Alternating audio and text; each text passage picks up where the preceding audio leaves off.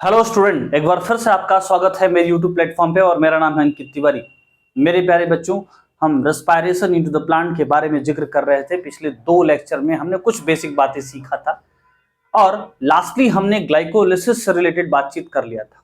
जैसा कि हम जानते हैं कि ग्लाइकोलिसिस को हम एम्बेडन मेयर हाफ पेरेनस पाथवे भी कहते हैं। नीड पॉइंट ऑफ व्यू से मुझे क्या सोच के रखना है उसके बारे में और मुझे क्या अल्टीमेट एक्सट्रैक्ट होना चाहिए ग्लाइकोलिसिस के बारे में पिछले मैंने क्लास में बताया था। थोड़ा सा बात रिकॉल कर देता हूं। ग्लाइकोलिसिस 10 स्टेप में कंप्लीट होता है। पहले और तीसरे स्टेप में एक एक एटीपी का यूटिलाइजेशन होता है। 7वें और 10वें स्टेप में दो दो एटीपी का फॉर्मेशन होता है। छठे स्टेप में 2 फॉस्फेट ग्रुप ऐड होते हैं और 2 NADH2 बनता है। इतना हमको याद रखना है कि हमको क्या मिला है ग्लाइकोलिसिस में। हमने कुछ बोर्ड पे चीजें अल्टीमेट लिखा है कि आखिर ग्लाइकोलिसिस से मुझे मिला क्या है। आप देख सकते हैं मैंने लिखा है कि पूरे ग्लाइकोलिसिस की व्यवस्था के दौरान मुझे 4 एटीपी मिला है। कब कब मिलता है? 7वें और 10वें स्टेप में मिलता है। मैं ये भी लिखा है कि ये 2 NADH2 किस स्टेप में मिलता है? छठे स्टेप में मिलता है। और अगर बात करें कि ग्लाइकोलिसिस के दौरान नेट गेन एटीपी कितनी की होती है, तो 2 की होती है। शुरू में खर्च होता है 2 और बनता कितना है? 4। तो अगर नेट गेन की बात करेगा तो 2 एटीपी, बना कितना? तो 4। कहानी क्लियर है। दूसरी महत्वपूर्ण बात हमें यह ध्यान देनी है कि आखिर मुझे क्या क्या मिला है। तो मुझे मिला है 2 मॉलिक्यूल ऑफ पायरुविक एसिड भी मिला है ग्लाइकोलिसिस के बाद। मुझे 2 एटीपी नेट मिला है। 2 NADH2 मिला है जिसका इस्तेमाल हम 2 जगह कर सकते हैं। अगर मैं फर्मेंटेशन कर रहा हूं, क्या कर रहा हूं? फर्मेंटेशन कर रहा हूं, जैसे कि अल्कोहलिक फर्मेंटेशन या लैक्टिक एसिड फर्मेंटेशन, तो ये एज ए रिड्यूसिंग एजेंट की तरह इस्तेमाल होता है। क्योंकि ग्लाइकोलिसिस की प्रोसेस तो दुनिया के सभी लिविंग ऑर्गेनिज्म के अंदर होती है जो रेस्पिरेशन जैसी घातक घटना को अंजाम देते हैं। इसका मतलब ये निकल के आता है कि NADH2 बैक्टीरिया में भी बनता होगा जो एनारोबिक रेस्पिरेशन कर रहा है। तो वहां NADH2 का क्या इस्तेमाल है? तो वहां NADH2 का इस्तेमाल है रिड्यूसिंग एजेंट के रूप में। लेकिन यदि यही NADH2 एरोबिक रेस्पिरेशन की बात आ जाएगी तो ये NADH2 ETS में जाएगा। आप देख सकते हैं हमने लिखा है कि ETS में जाएगा और एक NADH2 आपको 3 एटीपी देता है। कैसे देता है, क्या करता है, वो सब हम आगे ETS में सीखेंगे। पर बेसिक बात जो NADH2 से रिलेटेड हमको समझना है वो सिर्फ इतना ही समझना है कि NADH2 का इस्तेमाल जब बात एनारोबिक रेस्पिरेशन यानी fermentation, alcoholic fermentation and lactic acid fermentation की बात आएगी तो वहां भी इसका रोल है। वहां ये रिड्यूसिंग एजेंट की तरह काम करता है। और जब बात एरोबिक रेस्पिरेशन की आ जाएगी तो ये ETS में क्या करेगा? एटीपी देगा। ठीक है, क्योंकि हमें ये बात सोचनी चाहिए कि ग्लाइकोलिसिस तो एनारोबिक रेस्पिरेशन के दौरान भी होता है, फर्मेंटेशन के दौरान भी होता है, फिर ये NADH2 इस्तेमाल कहां होता होगा? तो आई होप सो आपको ये बात समझ में आई होगी। आगे बढ़ते हैं। आगे हमें यह समझना है कि मैं 2 मॉलिक्यूल ऑफ जो पायरुविक एसिड बनाया हूं, अगर मैं ये दुस्साहस करूं कि इसका एरोबिक रेस्पिरेशन कराऊं, तो एरोबिक रेस्पिरेशन जो है माइटोकॉन्ड्रिया नाम की एक सेल ऑर्गेनेल के अंदर होता है जिसे हम पावर हाउस ऑफ सेल कहते हैं। वास्तव में माइटोकॉन्ड्रिया के माइटोकॉन्ड्रियल मैट्रिक्स में 2 बड़े ही भयावह रिएक्शन परफॉर्म होते हैं। उनका नाम है, पहला लिंक रिएक्शन और दूसरा है क्रेब्स साइकिल। मैंने बहुत कम से कम शब्दों में लिंक रिएक्शन और क्रेब्स साइकिल को इस बोर्ड पे उकेरा है। मैं कोशिश कर रहा हूं कि आप कम से कम शब्दों में आप नीट के क्वेश्चंस को सॉल्व कर सके। ऐसा हमने कुछ पैटर्न बना रखा है। हमने कहा कि ये पायरुविक एसिड अगर माइटोकॉन्ड्रिया में जाएगा तो पहला जिस रिएक्शन को अंजाम देगा उस रिएक्शन का नाम है लिंक रिएक्शन। क्या नाम है बेटा? Link reaction. लिंक रिएक्शन में कुल 5 ऐसी खतरनाक चीजें होती हैं जो मिलकर इस रिएक्शन को अंजाम देती हैं।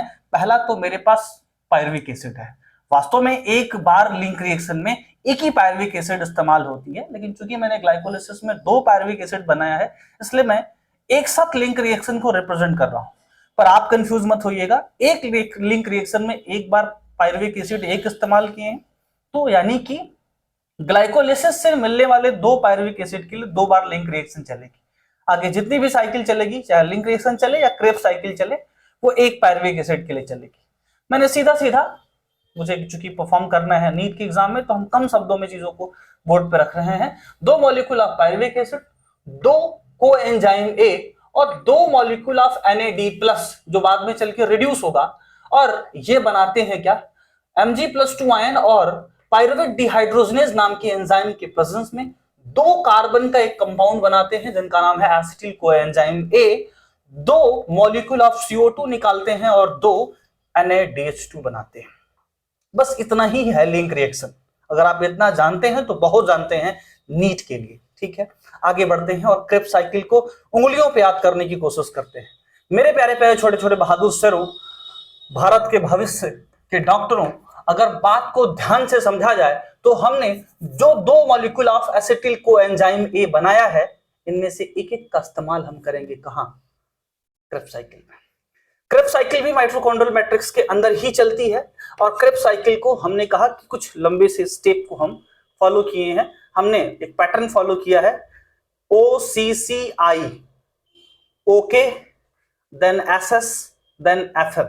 यहां हर स्टेप पे मुझे कुछ इंपॉर्टेंट चीजें मिलेंगी जिनको दिमाग में रखना है। पहला तो ये पूछा जाता है कि ये एसिटिल कोएंजाइम A किस स्टेप में एंटर करता है।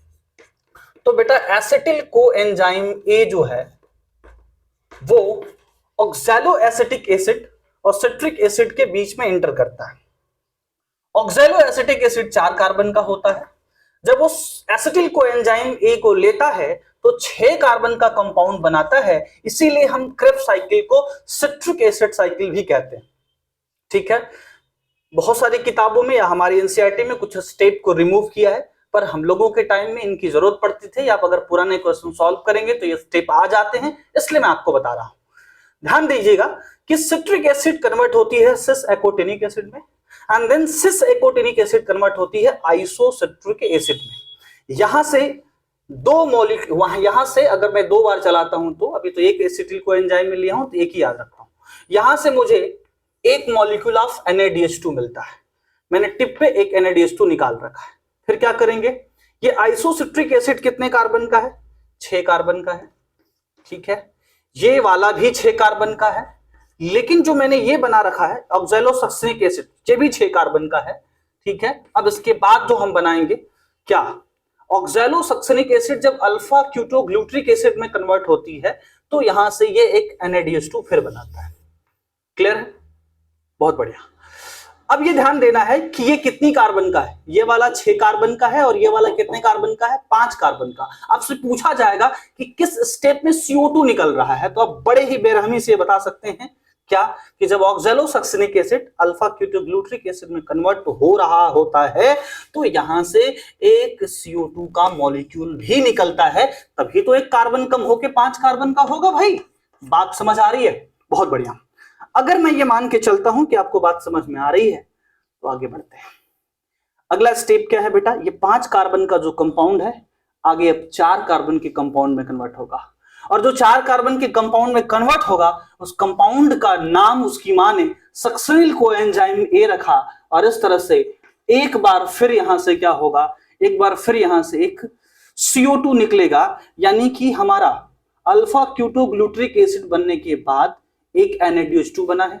और अब अल्फा क्यूटोग्लूट्रिक एसिड जब सक्सिनिल कोएंजाइम A में कन्वर्ट होता है तो यहां से एक CO2 का लॉस होता है, इसी वजह से ये 4 कार्बन का है। कहानी कुछ समझ में आ रही कि मैं ऐसे ही बोले जा रहा हूं, बात समझने की कोशिश करिएगा। अल्फा क्यूटोग्लूट्रिक एसिड 5 कार्बन का है, जबकि सक्सिनिल कोएंजाइम में 4 कार्बन का है। इसका मतलब क्वेश्चन पूछा जाएगा कि किस स्टेप में CO2 निकल रहा है, तो ये 2 स्टेप हैं। एक तो oxalosuccinic acid alpha ketoglutaric acid में कन्वर्ट होगा तब CO2 निकलेगा, और जब अल्फा क्यूटोग्लूट्रिक एसिड जब सक्सिनिल कोएंजाइम A में कन्वर्ट होगा तब CO2 निकलेगा। कहानी क्लियर है। Then succinyl coenzyme A succinic acid में कन्वर्ट होता है, और जैसे ही सक्सिनिक एसिड फ्यूमरिक एसिड में बदलने का दुस्साहस करता है, यहां FADH2 बनता है। बात बहुत बहुत ध्यान से सुन के जाइएगा। जब सक्सिनिक एसिड फ्यूमरिक एसिड में कन्वर्ट होता है तो यहां इस्तेमाल होने वाला एंजाइम माइटोकॉन्ड्रियल मैट्रिक्स में नहीं पाया जाता है, वो एंजाइम इनर माइटोकॉन्ड्रियल मेम्ब्रेन में पाया जाता है, और उस एंजाइम का नाम है सक्सिनिक डिहाइड्रोजनेज। एनसीईआरटी ने नहीं लिखा है, पर मुझे ये बात गौर फरमानी है। मेरी बात फील आई? अगर मैं ये मान के चलूं कि आपको इतनी बात फील आई, तो बेटा फ्यूमरिक एसिड मैलिक एसिड में कन्वर्ट होता है, और जब मैलिक एसिड दोबारा किस में कन्वर्ट होने की कोशिश करेगा, वास्तव में ये रिएक्शन कंप्लीट होती है कहां, ऑक्सैलो एसिटिक एसिड में कन्वर्ट से स्टार्ट होती है और ऑक्सैलो एसिटिक एसिड तक खत्म कर दिया। वास्तव में किताबों में लास्ट में ऑक्सैलो एसिटिक लिखा है, पर मैं अपने तरीके से चीजें बनाया हूं। तो मैलिक एसिड जब किस में कन्वर्ट होगा, ऑक्सैलो एसिटिक एसिड में कन्वर्ट होता है, तो NaDH2 निकलता है। एक बात और ध्यान रखना है कि जब ये सक्सिनिल को एंजाइम ए सक्सिनिक एसिड में कन्वर्ट होता है, तो यहां से एक और मुझे प्रोडक्ट निकलता है, जिस प्रोडक्ट का नाम है GTP, या आप इसे ATP भी कह सकते हैं, या कई किताबों में या बल्कि किताबों में ATP या क्वेश्चनों में ATP करके पूछा जाता है। ATP और GTP में सिर्फ इतना अंतर है कि उसमें जो नाइट्रोजनस बेस है वो एडेनिन है, और इसमें जो नाइट्रोजनस बेस लगा है वो गुआनिन है। ताकत दोनों की सेम है, जितनी एनर्जी ATP देगा उतनी एनर्जी आपको GTP देगा। अब आपको सिर्फ ये ध्यान रखना है कि आखिर किस किस स्टेप में क्या निकल रहा है, यही पूछा जाता है यहाँ। ठीक है, एक बार प्रॉपर देख लीजिए, नोट्स बना लीजिए, तो मैं दोबारा इसको एक्सप्लेन कर देता हूं। आई होप आपने देख लिया होगा। चलिए एक बार फिर से मैं रिकॉल कर देता हूं। आपको पूरी व्यवस्था में ये सिर्फ याद रखना था कि ग्लाइकोलिसिस में क्या बन रहा है। ग्लाइकोलिसिस में 4 ATP निकल रहे हैं, 2 NaDH2 बन रहा है, 4 ATP बन रहा है, लेकिन नेट गेन की बात करेंगे तो 2 ATP और 2 मॉलिक्यूल ऑफ पायरुविक एसिड बन रहे हैं। ग्लाइकोलिसिस में जो NaDH2 बनता है, अगर वो फर्मेंटेशन किया तो वो NaDH2 रिड्यूसिंग एजेंट के रूप में इस्तेमाल किया जाएगा। और अगर ये घटना एरोबिक रेस्पिरेशन में इस्तेमाल की जाती है, यानी कि अगर आगे चल के ग्लाइकोलिसिस के बाद एरोबिक रेस्पिरेशन होता है, तब ये NaDH2 ETS में इस्तेमाल किया जाएगा ATP बनाने के लिए। कहानी क्लियर है? ध्यान दीजिएगा कि जो हमने पायरुविक एसिड बनाया है उसको हम क्या करेंगे, एरोबिक रेस्पिरेशन कराने के लिए माइटोकॉन्ड्रिया में ले जाएंगे। माइटोकॉन्ड्रिया के मैट्रिक्स में पहला रिएक्शन लिंक रिएक्शन होता है, जिसमें 5 चीजें होती हैं। क्या? एक तो आपका इस्तेमाल होगा पायरुविक एसिड, दूसरा कोएंजाइम A, तीसरा क्या इस्तेमाल होगा, NAD+ जो कि रिड्यूस होगा, और चौथा आपके पास Mg+2 आयन, और पांचवा एक एंजाइम पायरुवेट डिहाइड्रोजनेज इस्तेमाल होगा। ठीक है, इस तरह से आप अल्टीमेटली क्या बना लेंगे, 2 molecule of acetyl coenzyme A और 2 CO2 निकल गया है। पायरुविक एसिड 3 कार्बन का है और एसिटिल कोएंजाइम में 2 कार्बन का है, इसलिए एक CO2 के फॉर्म में लॉस होगा, जिस घटना को डीकार्बोक्सिलेशन कहते हैं। कहानी क्लियर है? और 2 NaDH2 यहां से आपको मिलता है।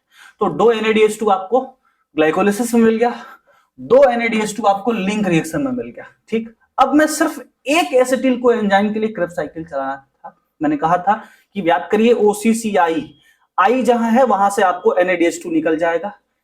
ऑक्सैलो एसिटिक एसिड जब पहला एसिटिल कोएंजाइम A लेता है तो 6 कार्बन का फर्स्ट स्टेबल प्रोडक्ट बनाता है, इसीलिए इस रिएक्शन को सिट्रिक एसिड साइकिल भी कहते हैं। फिर आप OK से याद रखिएगा, जो K है उसके लास्ट वाले से NaDH2 निकाल दीजिएगा। ऑक्सैलो सक्सिलिक एसिड 6 कार्बन का है, जबकि ये 5 कार्बन का, इसलिए यहां से CO2 निकला है। Oxalosuccinic acid alpha keto glutaric acid में कन्वर्ट हो गया। जब alpha keto glutaric acid succinyl coenzyme A में कन्वर्ट होता है तो फिर CO2 निकलता है, और जब सक्सिनिल कोएंजाइम सक्सिनिक एसिड में कन्वर्ट होता है तो यहां से GTP निकलता है, और सक्सिनिक एसिड जब फ्यूमरिक एसिड में कन्वर्ट होता है तो यहां से ध्यान रखिएगा, फिर यहां से हमने खत्म किया है SS, तो SS के लास्ट में आप क्या निकाल दीजिएगा, FADH2। भूल जाए तो ऐसे भी याद रख सकते हैं, यहाँ F है, F के पहले वाले स्टेप में FADH2 निकल गया। समझ आ रहा है? ओके, अब ये जो फ्यूमरिक एसिड मैलिक एसिड में कन्वर्ट होगा, ये भी 4 कार्बन और ये भी 4 कार्बन का, और जब malic acid oxalo acetic acid में कन्वर्ट होता है तो फिर NaDH2 निकलता है। बेटा ये पूरी क्रेब्स साइकिल की जानकारी रही। ठीक है, ये 2 बार चलता है, इसलिए 2 से मल्टीप्लाई कर लीजिए। 2 NaDH2 यहां से आपको मिल गए, 2 FADH2 मिल गए, 2 CO2 का लॉस हो गया, 2 GTP मिल गया, 2 एसिटिल कोएंजाइम आपने इस्तेमाल कर लिया। यहां भी 2 NaDH2 लिख लीजिए, यहां भी 2 NaDH2 लिख लीजिए, यहां भी 2 CO2 का लॉस कर दीजिए, और अल्टीमेटली क्रेब्स साइकिल चलने के बाद सारा का सारा CO2 लॉस हो जाता है, और आपको 2, 2, 4, 2, 6, 2, 8, 2, 10 NaDH2 और आपको 2 FADH2 मिल जाते हैं। इन लोगों के द्वारा ETS में एनर्जी बनाई जाती है। ETS में बनाई गई एनर्जी को ऑक्सीडेटिव फॉस्फोरिलेशन कहते हैं। क्वेश्चन पूछा जाता है एग्जाम में नीट के कितने एटीपी आप ऑक्सीडेटिव फॉस्फोरिलेशन से बना सकते हैं एरोबिक रेस्पिरेशन में? आंसर होगा 34 एटीपी, 34 एटीपी। पूछा जाए सबस्ट्रेट लेवल पे कितने बनाए, तो 2 ग्लाइकोलिसिस में बनता है और 2 यहां देख सकते हैं जीटीपी बन रहा है, यानी कि 4 सबस्ट्रेट लेवल पे बनता है। इस तरह से एरोबिक रेस्पिरेशन में कितने बेटा? 38 एटीपी बनते हैं। कुछ सटल चलते हैं, उसके बारे में हम अगले लेक्चर में बताते हैं। तो इस प्यारे से लेक्चर में सिर्फ इतना ही। फिर मिलते हैं नई शुरुआत, नई दिशा और नए जोशो जुनून के साथ अगली वीडियो में। तब तक के लिए टाटा बाय बाय, प्रणाम, सत श्री अकाल, नमस्कार।